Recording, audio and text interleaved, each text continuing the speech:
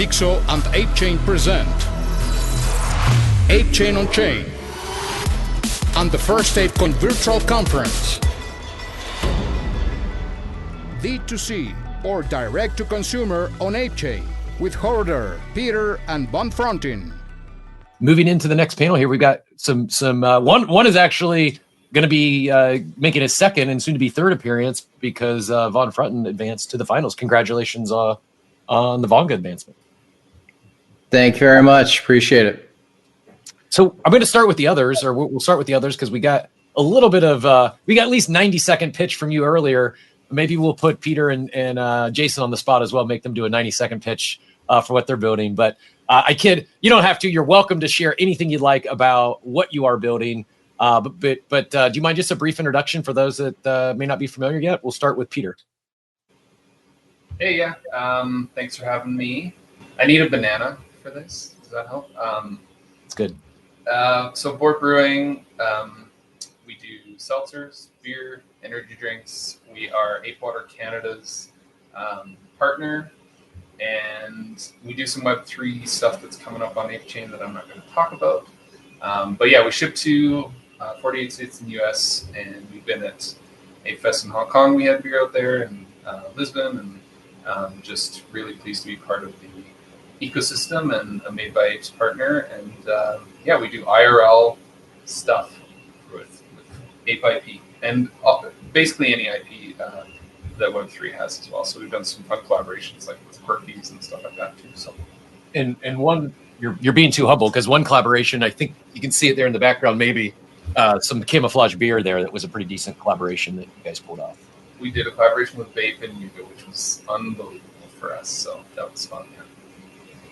Jason, we'll go to you next. I'm excited for this panel because while they're physical items and we're talking direct-to-consumer products and in real-life experiences, all three of these individuals have done unique stuff in crypto, whether it's on-chain or leveraging the IP that Pieter mentioned. Jason, you've got a really unique background, I mean, both in Web3, but also prior. For those who are not familiar, do you mind giving us a little bit of a glimpse into what all you've been doing? Yeah, my background is actually more in supply chain logistics. I've kind of professionally worked through big box retail, Walmart, Target, Amazon. I helped launch HelloFresh as the director of America's logistics, scaling them from private to public. And then I left Bloomberg LP about a year ago, running their logistics program for the Americas, while also having a hospitality group. So, my kind of story is a merge of my worlds and kind of finding NFTs through flipping and then people wanting to use their IP and trying to empower and enable that for other people, which actually started Board Bagels prior to MBAs. I think that journey has really continued to have some major milestones, whether it's with Board Trading Co. or some other developments that we've had recently.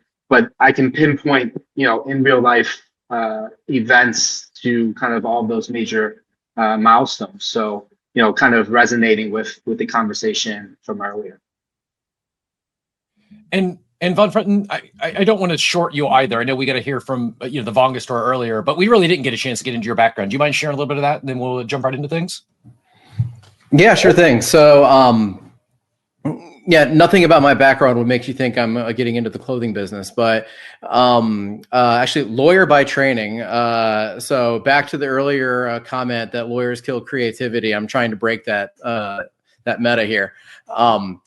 But no, lawyer by training, but for the past really 10 years or so, been in marketing and business development, predominantly some other industries, kind of outside of Web3, and really just fell in love with Web3, around the same time, late 2020 to early 2021, and wanted to take, I think, the skill set that I kind of built out in my prior life with marketing, business development, dash in a little bit of legal in there, and try to apply it here. I think the creativity is amazing here. It's such a blank canvas, and yeah, that's kind of what led me into Vonga, and met our mutual friend James Costa, which made me a believer that I too can start a clothing brand, and here we are. I love it. Go ahead, Laura. No, I was just going to say like that life is full of dualities, and I think that even just from this introductions it's exciting to see that we're not defined just by like if you are a lawyer and then that's the only thing you could do, or if this started as something else and then you have a new idea. I think it does inspire a lot of people to break out of whatever mold or whatever story you tell yourself or whatever skill set, instead of pushing you forward, is going to like draw you a little bit backwards and say like, well, this is the only thing that I am, and we're so many different things. So I heard a lot of collaboration, not only of the business that each of you are building, but the collaboration. So I would love to pick your brain. That we could start with Pieter about what impact have these collaborations, had in your brand so far. For me, it's just the enjoyment of the experience, primarily the collaborations bring, because working with other people is kind of the best part.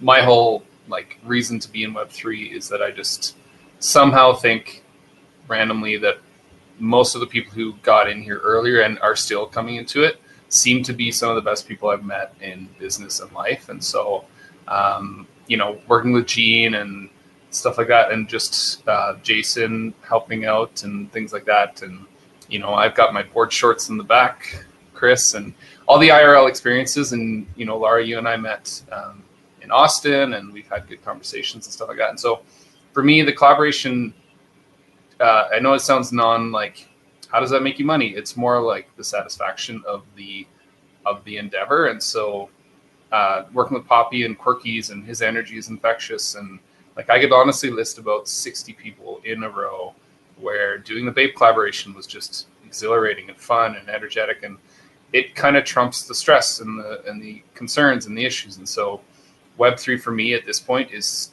very collaborative and still very fun and engaging.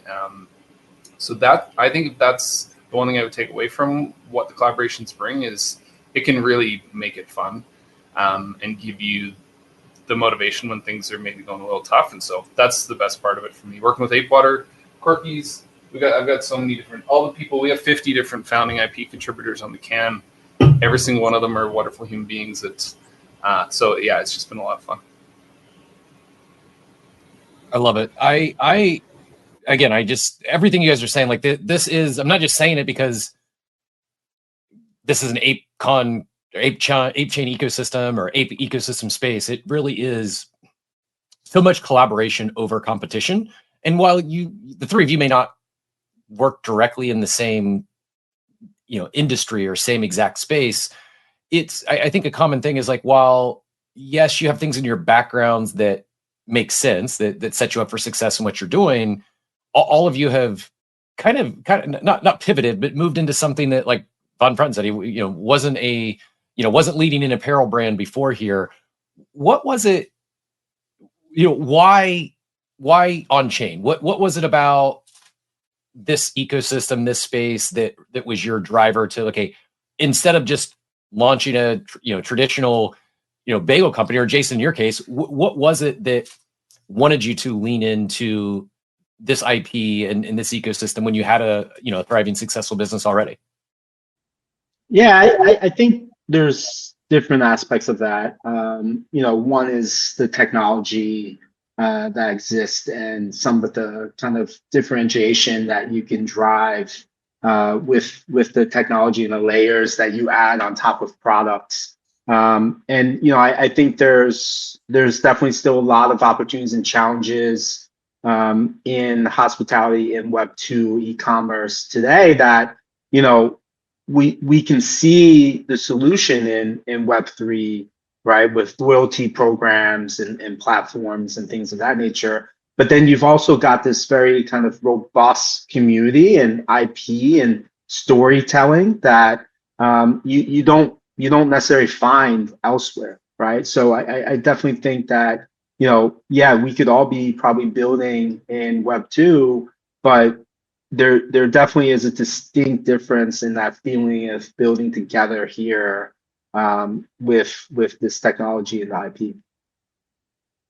Von, you mentioned, we talking, on the topic of collaboration and partnerships, and you had an announcement this morning. I don't know if you want to hit on that with another, ecosystem brand. Are you comfortable sharing that? And how did that come together? Like what led you to partnering up with Ape Concierge? Yeah, sure. Yeah. So for those who missed it, we put out a tweet this morning. Vong is partnering with, sorry, the dog just freaked out there. Vong is partnering with Ape Concierge. So our members are going to have access to a lot of the benefits and the events that Ape Concierge is putting on, for their Ape Pass holders. And I'll say this is an example of, you asked before, like, what do I think about collaborations? Like, collaborations for me in this space, in addition to what Pieter and Jason said, they're unlocks, right? Entrepreneurship is hard. Entrepreneurship is lonely. And unless you are some, unicorn master of all trades or have a really well-staffed team, you are going to have gaps, right? And so one of the best things that I found in this space, and to be honest, I'm surprised it is still this way 4 years after I joined, is that DMs are open, right? Look, if I have a question about logistics and supply chain, I know I can DM Jason and he's going to be like, no, dude, like just use Shopify's, UPS, rates. They're going to be way better than you trying to set up something yourself, right? I know if I'm going to have a question about, going for VC funding, if I ever go down that route, right? Peter's done that before, and I'm pretty sure he's going to pick up a phone call. No pressure, Pieter. If I do that, right? And so I think this space, it is so collaborative, it is so open, and there are so many people bringing so many skill sets, to Laura's point, that it's been the fun thing where I've maybe temporarily or mentally hit a roadblock before. I have been able to solve through a DM or a phone call, because that skill set pretty much exists somewhere in Web3 if you're willing to go out and find it. And I think that's the hard part. I many times also need a banana, and it's hard sometimes to put yourself out there saying, I need help. Can you help me? And I probably can't pay you. I'm just asking for a favor. You'll be surprised how many people actually return the favor on that. Yeah, I would agree. It's happened many times on my end. I've reached out, and often it's not like I've had people return favors before or do a favor before, and like I do feel like I owe them one. I feel like I'm inconveniencing them. I've never felt that way. In anyone I've reached out to in the club, it's like I'm like every single time I've encouraged, do you need anything else? Reach out again. Like, I've had a conversation with every one of these individuals at one point or another about something in the club, something I'm working on, something they're working on. And I just like, that is what's really special about this ecosystem. And it's one of the things I struggle to convey that to those that aren't here, that haven't experienced it yet. Pieter, you mentioned we talk about building on chain, building in this ecosystem. The topic of loyalty programs, loyalty rewards got brought up earlier. Is there anything beyond the community, beyond the ecosystem that you've tapped into or that you feel be valuable to share with others today? I think my hope for all of this is that loyalty, once it's built out on chain in a way that becomes ubiquitous, is that because everything is on chain, you can just retroactively go and apply loyalty to people who've been loyal. And I don't know if that's a pipe dream or not, but that's really my, Wale or Whale, whatever his name, he's always just posting recently about all the things that have gone to zero. And it's engagement farming and it's doing really well. But my feel, whenever I see that, I'm like, well, there's a few things in there that I hold that I still know people are grinding and working hard and doing, and they really are trying hard to do good things. And I'm not going to sell it just to like dunk on them, and I'm not going to reply to those Twitter posts to dunk on them either.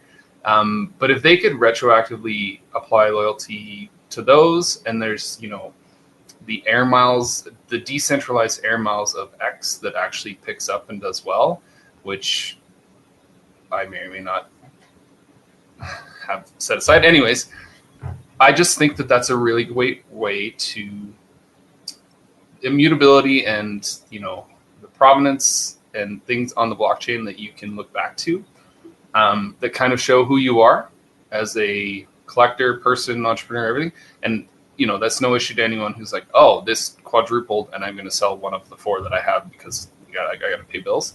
I think that's a really fascinating way to look at loyalty.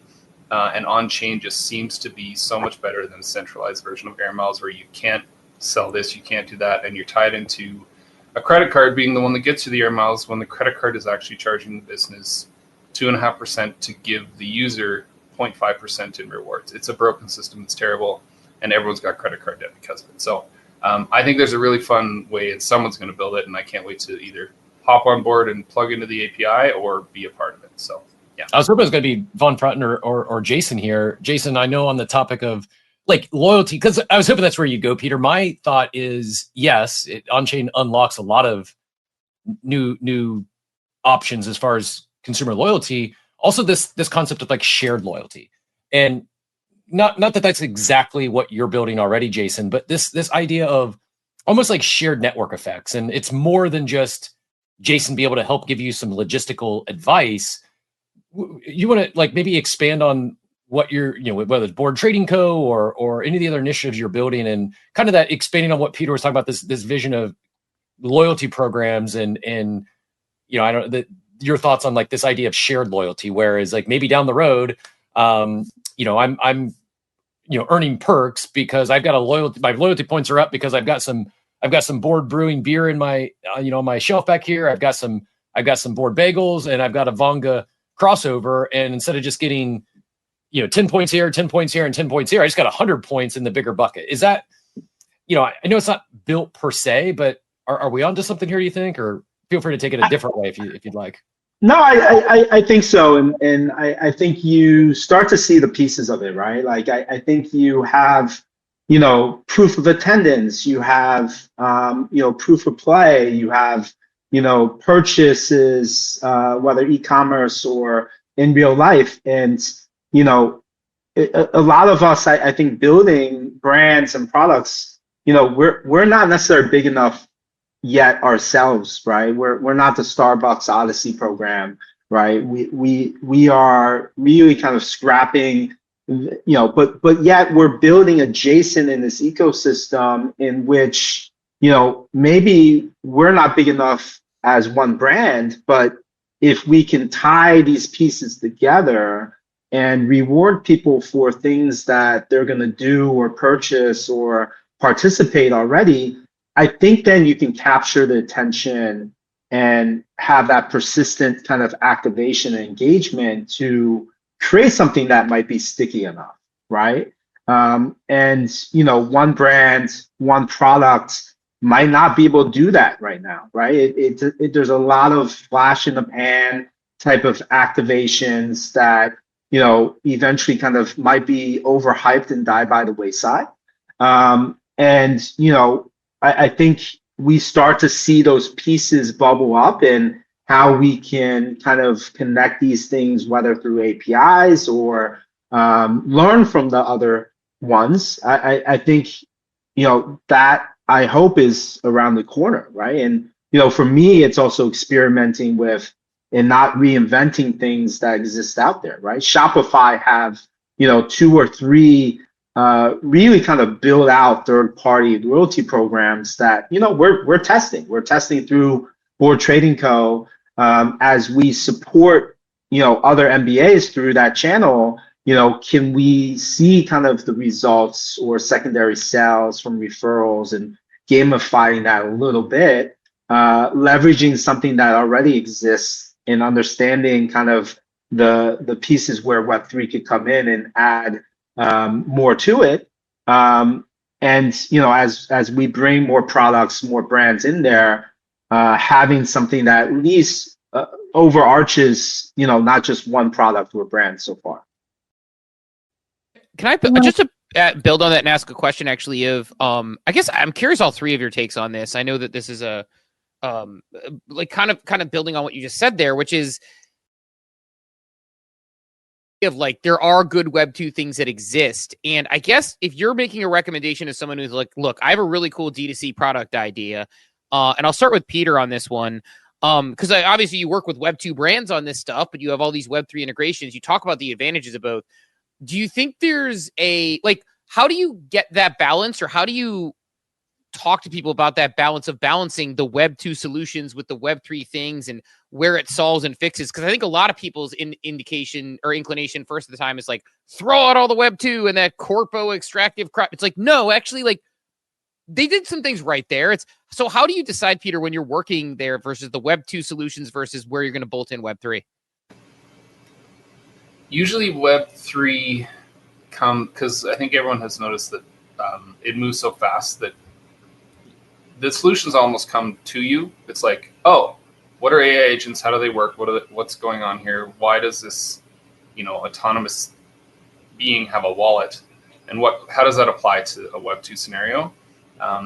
And so a little foreshadowing is, you can have an anthropomorphic AI agent brand mascot. So if Tony the Tiger could never tweet and answer people's questions and engage on the timeline and also reward kids with great token, and so that's where, you would bolt on something like that, as opposed to being like, I'm trying to sell things on Shopify. How do I just make that all Web 3 and rebuild the whole thing? Like, there's no point to that. But can you build in, a great token in a cereal brand that now uses, an ape as a brand mascot, and, add that in a seamless way where people are like, oh my goodness, I'm engaging with, Play-Doh, Play-Sol or something yesterday, Play-Doh things all over the place. If something there hits you and strikes you as like, oh, that actually works for my Web 2 brand and scenario because my product has a relation to Play-Doh, and I can make all these cool AI generative art images of Play-Doh and have a token associated with that then adds value to a consumer or a user or a community member, as opposed to like, I'm just doing this because it's neat. That's where I find Web 3, and it does cause a lot of like pivot man syndrome, which I know who we're referencing there, but pivoting in the space, and it feels like you might be going in different directions all the time. But as things evolve so quickly, there are ways to like have that aha moment almost once every 3 or 4 or 5 months, and then you experiment and iterate and see where it lands and how it works. And I think that's what a lot of the big founders are doing, and the ones who are in the spotlight get criticized quite a bit for it. But the ones who are maybe less public get a chance to play and really see how they can tack that onto their Web 2 experience if they have a Web 2 experience. Absolutely. I think that it's one of those, I don't know, it brought me back to how lonely could it be if you're building anything, right? If you're a founder, and yet these spaces and these communities, I think it gives it a room and a support system to not feel so alone and not feel like, okay, if I have to pivot, if I have to iterate and fix a few things, that doesn't mean that I'm failing. It means that I'm actually being courageous enough to like try, like figure something out and let's go for it. And taking that first step sometimes is like the hardest part. So I want to go with Von Trapp. I'm messing up your name, but what got you to say like, okay, I'm gonna get started, and this is, I'm gonna start the clothing brand. I'm gonna partner with someone, and I'm built on chain. So I'll say my company's origin story has 2 parts. The first part was really just, I was really unhappy in my last career, and I was at dinner with my wife, and she was training at the time to be a yoga instructor. And I just like made the comment of like, I don't know, maybe you can like open a yoga studio and I'll like sell clothes or something out of there. And like, that'll just be like what we do, for the next chapter of our lives. And to be honest, it never did anything more than that. I just kind of stored that away somewhere in the back of my head.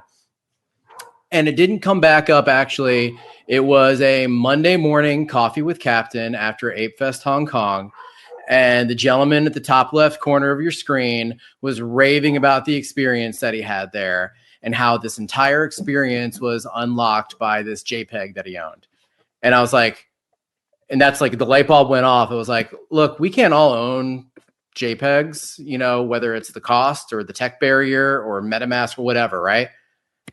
But we can own clothes. And I know this guy named James who makes clothes. Let me give him a call and see if this is something that we can go and do.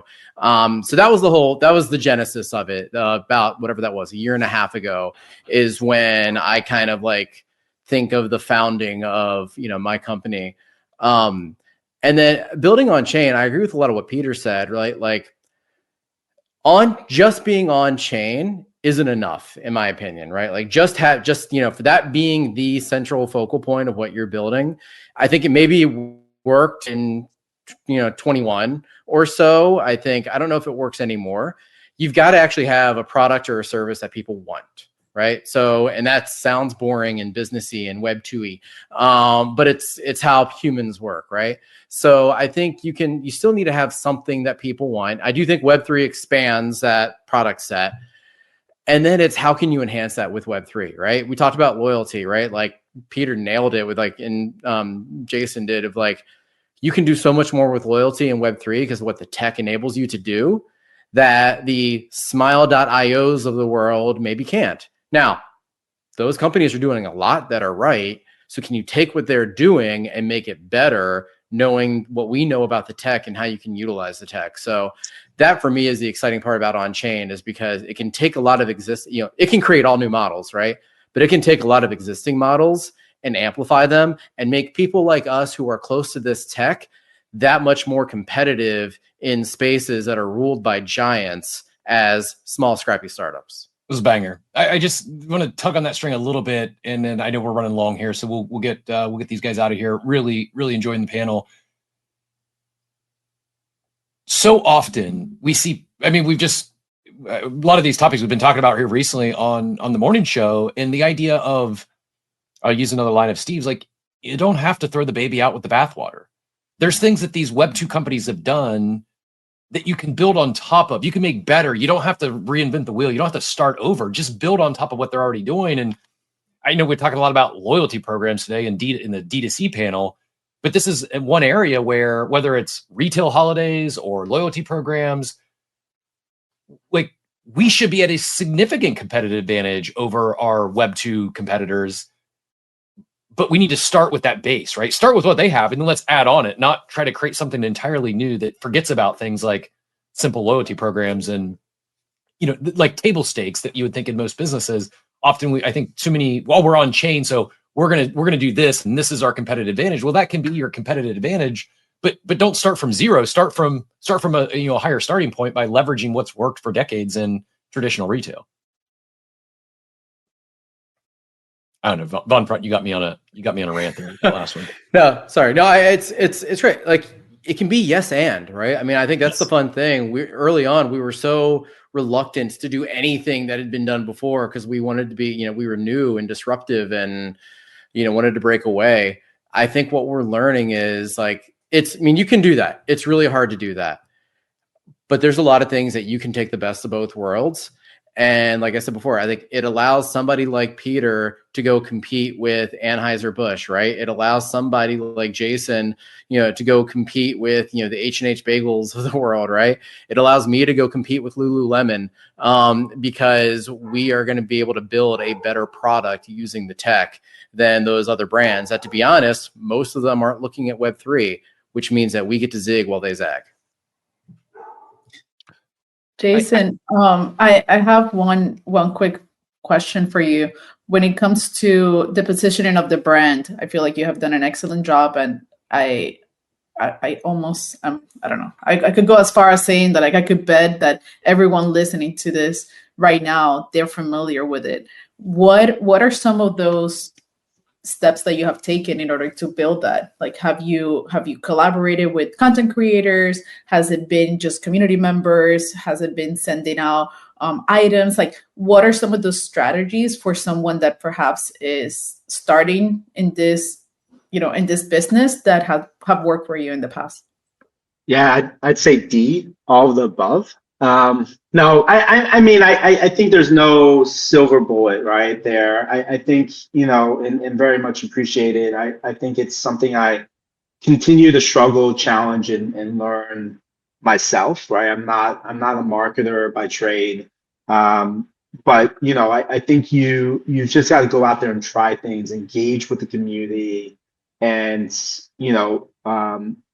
create these different activations, right? How do you engage people? And I think von Frontin said it too. Is like some of this stuff isn't being reinvented, and when you create a product today, the very first thing is go out there and test it with your friends or family.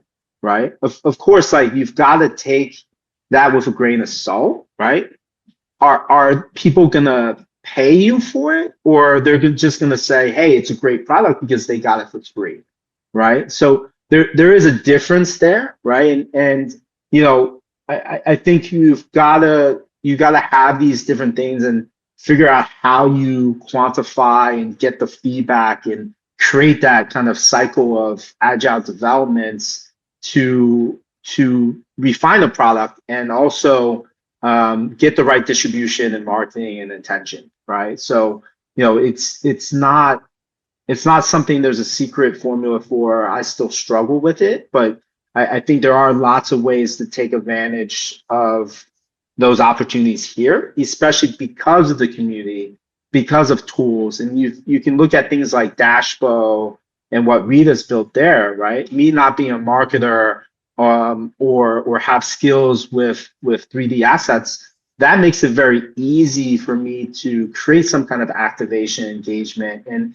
if I then go take products to a trade show with Board Trading Co., how can I use that and work with Rita to put together some digital assets that would be engaging, in which traditional brands, just like von Frontin mentioned, like they don't have that capability, right? And I think you've got to to take it full circle is look at some of the things that traditionally work, right? Tap into social media and the trends that are going on, but then take advantage of these tools and things that we have. Yeah, I know we got Wabam and one coming up here in a little bit, and we got to do our giveaways, but I do want to build on that really quickly and go back to von Frontin for one more question. I know we're going to hear more about the product and everything you're building later, but something Jason just said there, something I've heard, kind of Pieter mentioned, is like leveraging certain tools, certain opportunities.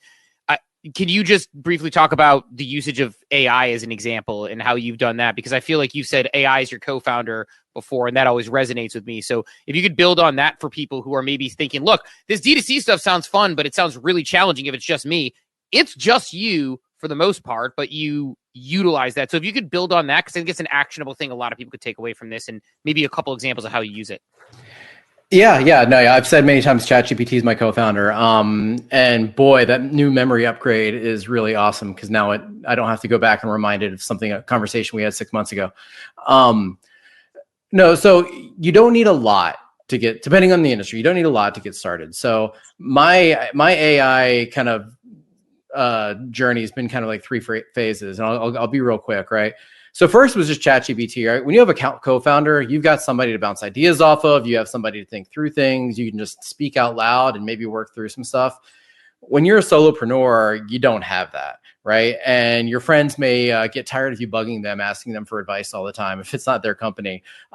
So I just would find myself, just talking to ChatGPT, right? And as every model advanced, I started getting better and better in answers. And now you can kind of program it to be critical and program it to be honest and call out your weak spots. So it's like at a very simplest form, AI has been that kind of sounding board for me, right? I do occasionally reach out to actual humans, but I'd say 90+% of my conversations are with a screen right now. I'm not sure that's healthy long term. We'll figure that out later. But then there's other tools out there. So if you go look at my website, if you look at any of the content that I put out there on social media, that's also all AI.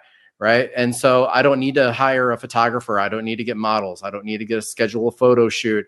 I don't need to be a video editor. I can do all of that now with AI tools. And so it has allowed me to get from 0 to 1 and maybe even 1 to 10 on my own for a lot cheaper than I otherwise could have. Right. If AI didn't exist, I doubt I would be here right now because I would have run out of money or I would have run out of runway of my skill set would not have been able to let me get to where I am. So I will say, and I'm more jump in my DMs. I'm more than happy to walk anybody through any of this. But I do think the tools that are out there, whether it's Web3, AI, or otherwise, do allow people to go a lot further on a lot less. Awesome. Well, look, I mean, I don't know if Laura or Cap, if you have any more questions. I know we got to do our drawings, but I appreciate all three of you personally. I think really good examples of different people who are building in different ways, whose products I all own, who I've all enjoyed, who I've all participated with. So I think, like, just as a consumer, very much appreciate the three of you on that. Second. I would have rocked the Vanga pullover, but I would have gotten accused of favoritism and giving you home field advantage, so I had to leave it in the closet. I can vouch for it. It's super high quality, and just if you're not following these individuals, follow them, connect with them, pick their brains. They're super helpful. They're some of the best builders in the space, and they're at our level. So even if you think, oh, these guys are so far down the path, they're way ahead of me. They might have experiences that you don't have. They might be further ahead of you than something, but they're a great example, just as Raheem and Vera were, of like this.